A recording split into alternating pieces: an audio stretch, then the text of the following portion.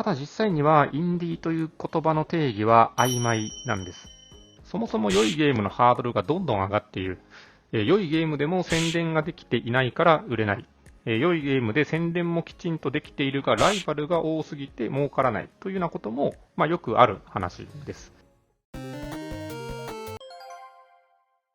明けましておめでとうございます。スクールの加藤です。今年もゲームに関する様々な情報をお届けしてまいりますので、よろしくお願いいたします。さて、遅くなりましたが、今年一つ目の動画は、インディーゲームについて、お届けをしたいと思います。インディーゲームという言葉は、数年前からいろいろなメディアや SNS に登場していますので、聞いたことがある方も多いのではないでしょうか。インディーゲームは儲かるとか、これからはインディーゲームの時代と言われたりもしますが、さてその実態はどうなるでしょうかというのが今回の動画のテーマでございます。ではまずインディーゲームとは何でしょうか。インディーゲームのインディーという言葉は独立を意味するインディペンデンスという言葉から派生したものでして、したがってインディーゲームとは本来は独立系のゲームという意味になります。つまり、インディーゲームとは大手に属さず小規模なチームや個人によって独自に開発されたゲームという意味になるんですね。ただ実際にはインディーという言葉の定義は曖昧なんです。開発人数とか、小規模だとかですね、開発の資金、金額が大きいとか少ないとか、あるいはタイトルに独自性があるかないかとか、そういったことを人によっていろいろな切り口でインディーを定義しているのが現状でございまして、その定義をめぐって、SNS でたまに議論が起こっています。例えば去年、年末にですね、ゲームアワード2023というのが開催されたんですけれども、インディーゲーム部門にノミネートされたデイブ・ザ・ダイバーというゲームがありますが、これは大企業であるネクソン内で制作されたゲームということで、このゲームをインディーゲームと呼んで良いのかどうかという議論が勃発しました。同様の議論は日本でもよく起きていまして、例えば去年、バンダイナムコがインディーゲーム開発スタジオ、ギャースタジオというのを立ち上げたんですけれども、そもそもバンダイナムコが立ち上げた時点で、インディーではないのではないかという議論もやっぱり起こったわけですね。などなど日本でもあれやこれやと、議論されているインディーの定義なんですが、とはいえ、個人を含めた小規模な事業者によるゲームの開発の可能性が世界的に注目を集めています。その分野が着実に成長していますというのは事実なわけですね。さて、ここからがようやく本題ですけれども、インディーゲームはなぜ注目されているんでしょうか。そして、儲かるというイメージは事実なんでしょうか。このあたりを少しお話ししたいと思います。まず、インディーゲームが注目されている理由の一つは、ゲーム開発のハードルが大きく下がって、誰でもゲ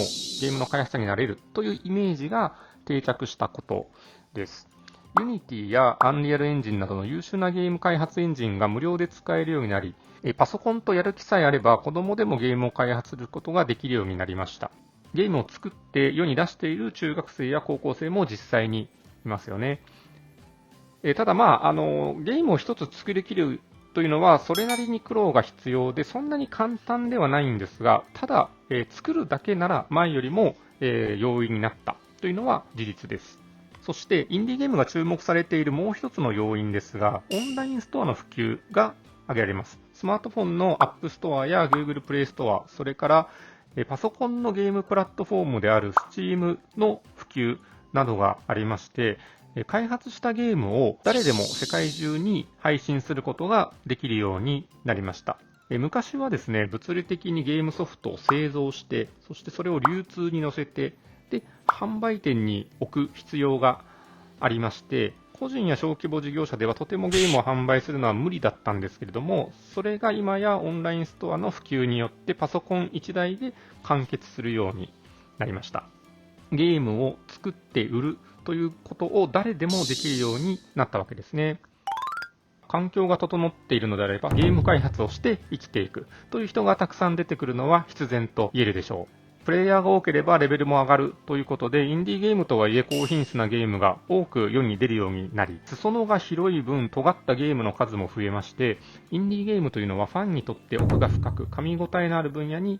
なったんですね。インディーゲームは大手のゲームと比べて価格が安いものが多く、ゲーマーにとって購入しやすいということも相まって、インディーゲーム開発者とゲームファンとの需要と供給がマッチしたというのが現状なわけです。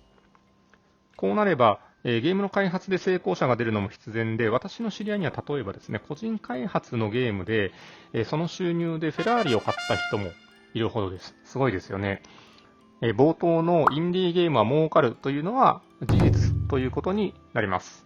ただ、もちろん誰でも儲かるというわけではなくて、ライバルが大量にいる中でゲームを買ってもらうのは、やはりそれなりに難しく、そもそも良いゲームのハードルがどんどん上がっている。良いゲームでも宣伝ができていないから売れない。良いゲームで宣伝もきちんとできているが、ライバルが多すぎて儲からないというようなことも、よくある話です。ともあれ、インディーゲームが着実に成長していて、今後もこの成長が継続するのは規定路線と言って良いでしょう。そして日本のインディーゲームは世界的に見ても結構いけてると思いますので、日本のインディーゲームが世界を席巻する未来も夢ではありません。私としては日本のゲームを世界に届ける活動を今年からより強化したいと思っていまして、インディーゲーム界隈のこの流れは大歓迎なんですね。はい。というわけで今回はインディーゲームに関するお話をお届けしました。少しでも興味を持っていただけましたら、チャンネルのフォローといいねボタンをよろしくお願いいたします。最後までお付き合いいただきありがとうございました。